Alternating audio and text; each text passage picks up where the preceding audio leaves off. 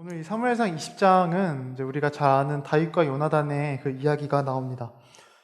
이게 다윗과 요나단의 이 우정 이야기는 이제 우리 주변에서도 좀 쉽게 찾아보기 힘든 이제 그런 우정이죠.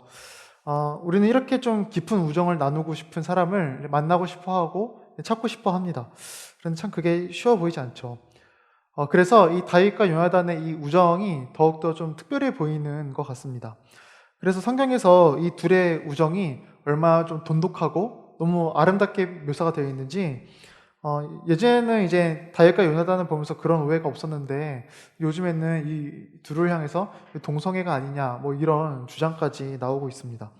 물론 이런 주장은 터무니없는 주장이죠. 만약에 동성애라면 하나님께서 이 둘을 축복해 주었을 리가 없고, 그리고 우리가 이제 차차 살펴볼 거지만 이 다윗과 요나단은 세상에서 줄 수 없는 이제 그런 관계이기 때문에 이러한 깊은 우정이 생긴 겁니다. 우선 이 다윗과 요나단의 이제 지금 상황을 잠시 좀 나눠보면요. 다윗은 지금 사울 왕에게 쫓기고 있는 신세입니다. 그래서 사울 왕이 이 다윗의 집까지 들어가서 이제 다윗을 죽이려고 하자 다윗이 결국에 이제 라마 나요스에 있는 사무엘에게까지 도망을 가죠. 그런데 이 사울 왕이 사무엘이 있는 그 곳까지 이제 다윗을 죽이러 간 겁니다. 그래서 결국 이제 이 다윗이 이제 거기서 나와서 이 요나단, 그러니까 사울의 아들이죠. 그 사울의 아들인 요나단에게 도망을 갑니다. 그래서 요나단에게 자신의 상황을 이런저렇게 설명을 하죠. 너의 아버지 이제 사울이 나를 죽이려고 한다. 내가 도대체 뭘 잘못했길래 네 아버지가 이렇게 날 죽이려고 하냐? 이렇게 말을 합니다. 그러자 요나단이 이제 다윗의 말을 듣고 나서 이제 그럴 리가 없다 이렇게 말을 합니다. 우리 아빠 사울은 나에게 말도 안 하고 이제 너를 죽일 리가 없다 이제 이렇게 말을 하죠. 그래서 이 다윗의 말을 이제 확인하기 위해서 이 다윗과 요나단이 이제 하나의 어떤 계획을 좀 짜기 시작합니다. 바로 이제 다윗은 숨겨두고 요나단이 자신의 아버지를 좀 떠보는 거죠. 그래서 이스라엘은 이제 어떤 절기가 되면은 왕과 신하들이 함께 이제 식사를 했다고 합니다. 그런데 다윗도 그 왕의 신하니까 이제 그 왕의 식사 자리에 참석했어야겠죠. 그런데 이 다윗이 절기 때 그 왕의 식사 자리에 참석하지 않는 겁니다. 그러면 이제 사울 왕이 이제 물어보겠죠. 도대체 다윗은 어디 있길래 이 식사에 참석하지 않냐 이렇게 물어보면은 그때 요나단이 다윗이 급히 베들레헴으로 가야 된다고 해서 제가 허락해 줬습니다. 이제 이렇게 말을 하는 겁니다. 그럼 그때 이제 사울의 반응을 보는 거죠. 그래서 사울이 다윗에 대해서 좋게 얘기하면은 다윗을 죽이려는 게 아니고, 만약에 화를 내면은 이건 다윗을 죽이려고 하는 거다. 이제 이런 계획을 짜기 시작합니다. 그런데 사실 이제 이러한 계획을 세우려면은 둘 사이에 이제 보통의 신뢰가 있어서는 안 됩니다. 이런 계획을 세우고 실천하는 것을 보면은 다윗과 요나단의 이 관계는 우리가 생각하는 것보다 이상으로 굉장히 서로 신뢰하고 서로 되게 깊은 사이인 것이죠. 그런데 사실 이 다윗과 요나단의 관계는 우리가 좀 인간적으로 생각해 보면은 절대 둘이 친해질 수 없는, 둘이 이렇게 만날 수 없는 이제 그런 관계입니다. 다윗의 입장에서 보면은 요나단은 사실 자신의 원수의 아들입니다. 자기를 죽이려고 하는 사람의 아들이니까 도움을 구하더라도 보통 자기를 죽이려는 사람의 아들은 모르게 하는 게 일반적이죠. 그런데 다윗은 자기를 죽이려고 하는 사람의 아들을 찾아갑니다. 그리고 이제 요나단 입장에서도 보면은 다윗은 라이벌입니다. 라이벌. 요나단은 이제 사울 왕의 아들이죠. 그러니까 사울 왕이 죽으면은 그 왕의 자리가 자기한테 물려받을 거 아니겠어요? 그런데 왕의 자리를 물려받을 때 가장 걸리적거리는 인물이 다윗입니다. 왜냐하면 이 당시에 다윗은 많은 이스라엘 백성들의 사랑을 받고 있었기 때문에 요나단이 이제 자신의 왕의 자리를 받을 때 가장 걸리적거리는 인물이 다윗입니다. 그래서 사울이 이제 다윗을 죽여야 된다 이렇게 말을 하면서 요나단에게 이렇게 말을 하는데요. 우리 31절 말씀 한번 볼까요? 31절 말씀 제가 한번 읽겠습니다. 이새의 아들이 땅에 사는 동안은 너와 네 나라가 든든히 서지 못하리라. 여기서 이새의 아들이 이제 다윗이죠, 다윗. 그런즉 이제 사람을 보내어 그를 내게로 끌어오라. 그는 죽어야 할 자니라 한지라. 이렇게 말합니다. 다윗을 없애지 않으면은 너와 내 나라가 든든히 서지 못한다 이렇게 말을 하는데, 사실 이거는 이제 사울의 입장에서는 충분히 할 수 있는 이야기입니다. 자신과 자신의 아들 자리를 넘보는 사람이니까, 넘볼 수 있는 사람이니까 당연히 기회가 있을 때 없애는 게 이제 맞죠. 이처럼 다윗과 요나단은 서로의 위치와 지위를 생각해 보면은 서로 도움을 주고받을 수 없는 이제 그런 관계입니다. 하지만 이 둘은 서로 돕습니다. 그것도 그냥 어느 정도까지만 돕는 것이 아니라 자신이 할 수 있는 최선의 방법을 다해서 이 둘은 서로 돕습니다. 도대체 왜 그럴까요? 인간적으로 보면은 이 둘은 서로 원수가 되는 게 맞는데, 이 둘은 너무 긴밀한 관계를 유지합니다. 도대체 무엇이 이 둘을 하나로 만들었을까요? 바로 신앙이 이 둘을 하나로 만든 것입니다. 요나단이 이제 블레셋과 싸우러 갈 때 사무엘상 14장을 보면 이런 고백을 합니다. 사무엘상 14장 6절 말씀을 보시면요. 네, 제가 읽겠습니다. 여호와의 구원은 사람이 많고 적음에 달리지 아니하였느니라. 이렇게 이제 하나님의 구원에 대해서 선포한 다음에 이제 블레셋과 싸우러 가고요. 그리고 또한 다윗도 골리앗과 싸우러 가기 전에 이제 이렇게 선포합니다. 또 사무엘상 17장을 한번 볼까요? 네, 10장 47절 말씀을 보시면 이건 같이 읽을까요?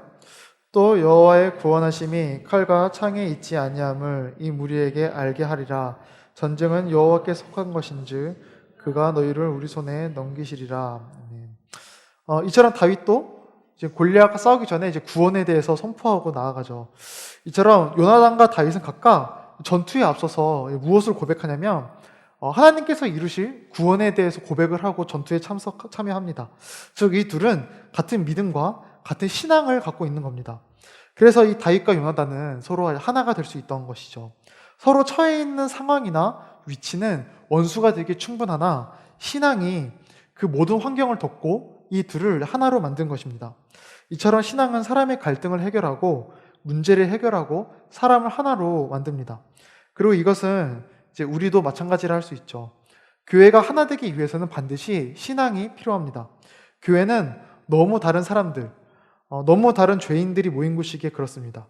우리는 모두 너무 다른 위치와 환경과 자리에 있고 다 죄에 물들었기 때문에 인간적인 방법과 인간적인 마음으로는 분쟁과 다툼과 어떤 시기밖에 일어나지가 않습니다. 절대 우리는 하나 될 수가 없는 것이죠. 다윗과 요나단도 서로를 어떤 인간적인 계산으로 딱 바라봤다면은 절대 그 둘은 하나가 될 수 없었을 겁니다. 이 둘 사이에는 신앙이라는 것이 있었기 때문에 하나가 될 수 있던 것이죠. 그래서 예수님도 내가 교회를 세우겠다 하시기 전에 어디에 교회를 세운다 하셨냐면 베드로의 신앙 고백, 그 신앙 고백 위에 내가 교회를 세우겠다 이렇게 말씀하셨습니다. 그래서 마태복음 16장 16절에 보면은 베드로의 너무 유명한 고백이 나오죠. 이것도 같이 읽겠습니다. 시몬 베드로가 대답하여 이르되 주는 그리스도시요 살아계신 하나님의 아들이시니이다. 네. 이처럼 예수님께서는 이 신앙 고백, 이 신앙 위에 내가 교회를 세우겠다 하셨습니다. 이와 같이 우리는 하나 된 신앙과 그 믿음 위에 세워져야 되고 그때 문제가 사라지며 다툼이 사라지면 우리는 진짜 하나가 될 수 있는 겁니다. 제가 예전에 꿈놀이 애들한테 한번 했던 이렇게 비유인데요. 이제 물과 기름은 서로 하나가 될 수 없죠. 물과 기름은 서로 분리되어 있습니다. 근데 이 물과 기름이 이제 서로 섞이려면은 계면활성제가 있어야 된다고 합니다. 이게 비누에 들어있는 거죠. 비누에 있는 그 계면활성제가 들어가면은 물과 기름이 떨어져 있는 이 둘이 하나가 된다고 합니다. 근데 이게 우리도 똑같다라는 것이죠. 우리는 다 죄인이어서 서로 물과 기름 같습니다. 그래서 우리 안에 필요한 게 바로 예수 그리스도라는 신앙이 필요한 겁니다. 그게 우리 안에 들어와야 우리는 진짜 세상에서 누리지 못하는 하나됨을 누릴 수 있는 것이죠. 그렇다면 좀 더 우리가 구체적으로 어떤 신앙을 우리가 좀 바라보고 살아가야 되는지 나눠보면요. 오늘 본문 사무엘상 20장을 읽을 때 우리는 요나단의 고백에 조금 초점을 맞춰서 읽어야 됩니다. 왜냐하면은 요나단은 다윗을 대할 때 다윗을 이미 이스라엘의 왕으로 여기면서 대하고 있습니다. 우리 13절 말씀 한번 볼까요? 13절에 여호와께서 내 아버지와 함께 하신 것 같이 너와 함께 하시기를 원하노니 이렇게 요나단이 말을 하는데요. 여기서 내 아버지, 사울 왕이죠. 사울 왕과 하나님께서 함께 하신 것 같이 너와 함께 하시기 원한다. 이렇게 할 때 이 앞에 이제 빨간색으로 된 하시는 이제 완료형이고요. 하시기는 이제 미완료형입니다. 그러니까 요나단은 내 아버지 사울 왕의 왕정 시대는 갈 것이고 너의 왕정 시대가 올 거다. 이렇게 고백을 하는 겁니다. 그래서 이 바로 그 다음 말씀 14절과 15절을 보면은 되게 독특한 말이 나옵니다. 사울에게 쫓겨서 목숨을 구걸하는 다윗에게 요나단은 오히려 자신의 목숨과 자신의 집의 안부를 지금 다윗에게 맡기고 있습니다. 우리 14절과 15절을 한번 한 절씩 나눠서 읽을까요? 제가 14절을 읽겠습니다. 너는 내가 사는 날 동안에 여호와의 인자하심을 내게 베풀어서 나를 죽지 않게 할 뿐 아니라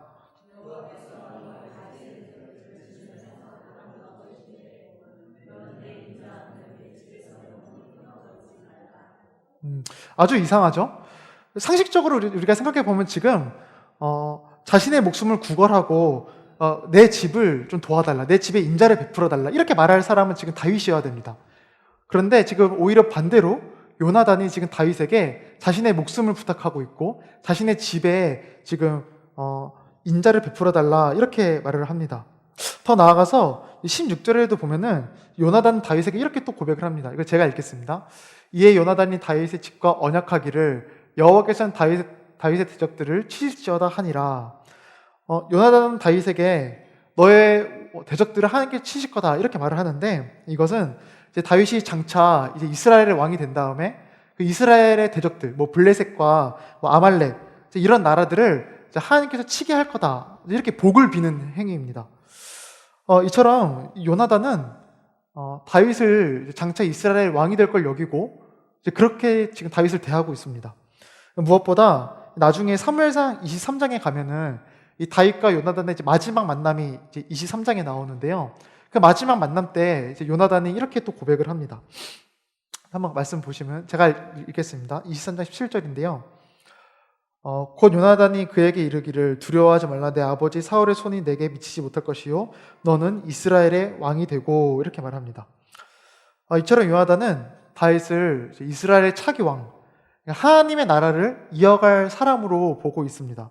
무슨 말이냐면 요나단은 다윗을 통해 이루어질 하나님의 나라를 지금 기대하고 있다라는 겁니다. 그래서 요나단이 다윗을 도운 이유는 그 다윗 그 자체를 아낀 이유도 있겠지만 다윗을 통해 이루어질 하나님의 나라, 하나님께서 그 다윗을 통해서 만들어 가실 하나님의 나라를 기대하고 이제 그걸 바라보면서 다윗을 돕고 있다라는 것입니다. 그 하나님의 나라를 그 요나단이 아끼고 사랑했기 때문에 다윗도 더불어서 아끼고 사랑한 것이죠. 우리 성도님도 혹시 매트릭스라는 영화 아시나요? 저 혹시 그 가물가물하실까봐 포스터를 잠깐 준비했는데 혹시 보시면 요 매트릭스 영화 혹시 뭐 안 보셨더라도 들어는 보셨죠. 되게 유명한 영화인데 요 영화를 보시면은 가운데 이제 멋있는 저 남자가 이제 네오입니다. 네오 주인공 이름이. 근데 저 인물이 영화에서 어떻게 나오냐면 인류를 이제 그 도울 사람으로 나옵니다. 그러니까 인류가 지금 기계의 지금 어떤 억압 아래에 있는데 그 기계의 억압 아래에서 인류를 자유하게 해줄 사람이다. 뭐 이렇게 이제 나옵니다. 네오가. 그래서 많은 인물들이 이 주인공을 위해서 죽기도 하고 다치기도 하고 되게 헌신적으로 일합니다.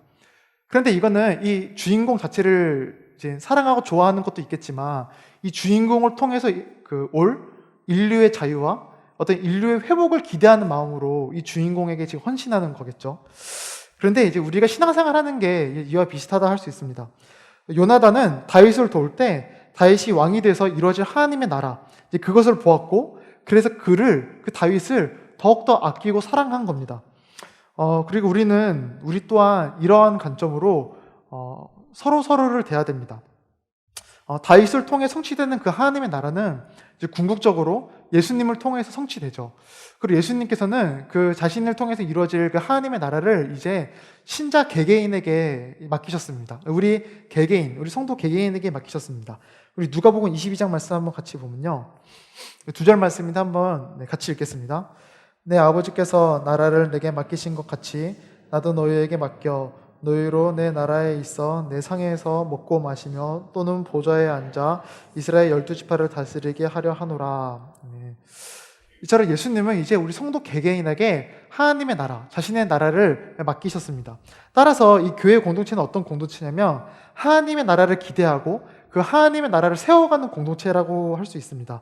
그래서 우리는 한 사람 한 사람을 바라볼 때 그냥 그 사람의 겉모습을 바라보는 것이 아니라 그 사람을 통해 이루어질 하나님의 나라를 바라봐야 됩니다. 우리는 어떤 인간적인 시선으로 서로를 대하면은 불편하고 좀 어색하고 사실 어떤 소망도 서로에게 안 보입니다. 죄밖에 안 보이는 게 우리입니다. 우리는 그래서 교회를 다니다 보면은 종종 인간적으로 참 나를 힘들게 하고 어렵게 하는 사람을 마주하게 됩니다. 충분히 이해는 가죠. 가끔 제 동생도 지금 제 동생이 교회를 뭐 다니다 안 다니다 하는데 전화가 와가지고 형 교회에서 뭐 이런 일이 있었는데 이 사람 때문에 너무 힘들다 이렇게 말할 때가 종종 있는데 듣는 사람 입장에서 충분히 이해는 갑니다. 교회도 사람이 모이는 곳이기 때문에 나를 힘들게 하고 어렵게 하는 사람이 종종 있을 수 있습니다. 그런데 교회는 좀 달라져야 됩니다. 무엇이 달라야 되냐면 서로를 바라보는 관점과 시선이 좀 달라야 됩니다. 우리는 서로 바라볼 때 죄인을 통해 일하시는 하나님, 그래서 그 사람을 통해 자신의 나라를 세워가시는 하나님, 그 하나님을 기대하는 마음으로 서로를 섬기고 대하고 사랑해야 됩니다. 그래야 각 사람에게 소망이 생기며 성도의 교제가 가능해지는 것이죠. 우리 한번 옆 사람들에게 이렇게 한번 얘기해 볼까요? 좀 축복하는 마음으로 옆 사람에게 당신을 통해 하나님의 나라를 세워 가실 겁니다. 이렇게 얘기해 볼까요? 시작. 당신을 통해 하나님의 나라를 세워 가실 겁니다. 우리는 늘 그 관점과 마음으로 살아가야 되는 것이죠. 그렇다면은 이제 하나님께서 도대체 그 사람을 통해서 정말 그 자신의 나라를 세워가는지 우리가 어떻게 알 수 있을까요? 도대체 요나단은 다윗의 뭘 보고, 다윗의 어떤 걸 보고, 다윗이 장차 이스라엘의 왕이 될 거다, 하나님의 나라를 세워갈 인물이다, 이걸 알았을까요? 요나단이 이제 언제부터 이제 다윗을 왕으로 여겼는지에 대해서 여러 가지 좀 의견이 있는데, 이제 아마 다윗이 그 골리앗을 문맷돌로 쳐서 죽인 다음에 그때부터 아마 요나단은 다윗을 왕으로 여겼을 거다, 이렇게 말을 합니다. 왜냐하면은 요나단의 어떤 행위 때문에 그렇습니다. 골리앗이 이제 이스라엘 백성들을 조롱하면서 야 나랑 싸우자 이렇게 말을 했을 때 그 이스라엘 백성들 중에서 그 누구도 골리앗과 싸우러 나가지 않았죠. 그런데 그 자리에 요나단도 있었습니다. 그런데 요나단도 뭐 두려웠는지 어땠는지 그 골리앗과 싸우러 차마 나가지 못했는데, 그때 이제 당당히 다윗이 딱 등장해서 골리앗과 싸우러 나가서 골리앗을 이제 이기죠. 근데 그렇게 이제 골리앗을 이기고 다윗이 돌아오고 나서 요나단이 다윗에게 한 가지 행동을 합니다. 우리 18장 4절 말씀인데 한번 같이 볼까요? 제가 한번 읽어보겠습니다. 요나단이 자기가 입었던 겉옷을 벗어 다윗에게 주었고 자기의 군복과 칼과 활과 띠도 그리하였더라, 이렇게 말을 합니다. 근데 이거를 많은 학자들이 이제 요나단이 자신의 왕의 지위, 자신이 이어받을 왕의 지위를 다윗에게 넘기는 행위로 이제 많이 해석을 합니다. 즉 요나단은 이제 다윗을 통해서 일하시는 하나님을 본 것이죠. 그리고 그 하나님의 일하심을 보고 확신을 얻은 겁니다. 하나님이 저 다윗을 통해 일하시는 걸 보니까 하나님께서 저 사람을 통하여서 자신의 나라를 만들어 가시겠구나. 저 사람이 장차 이스라엘의 왕이 될 인물이구나. 이제 이걸 알고 자신의 것을 내려놓은 것입니다. 우리도 그렇습니다.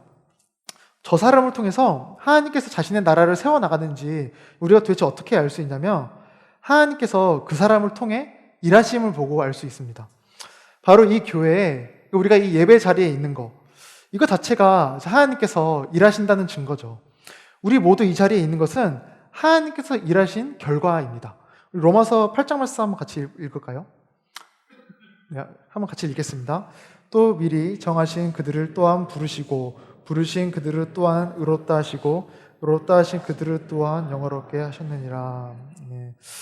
우리가 지금 이 자리에 나와서 신앙생활하는 이 모든 것은 하나님께서 애초에 우리를 부르셨기 때문에, 그러니까 그렇게 하나님께서 일하셨기 때문에 우리가 이 자리에 있는 겁니다. 우리는 한번 나의 과거를 돌아보면은 절대 우리는 이 자리에 있을 수가 없는 그런 사람들입니다. 저 또한 그렇습니다.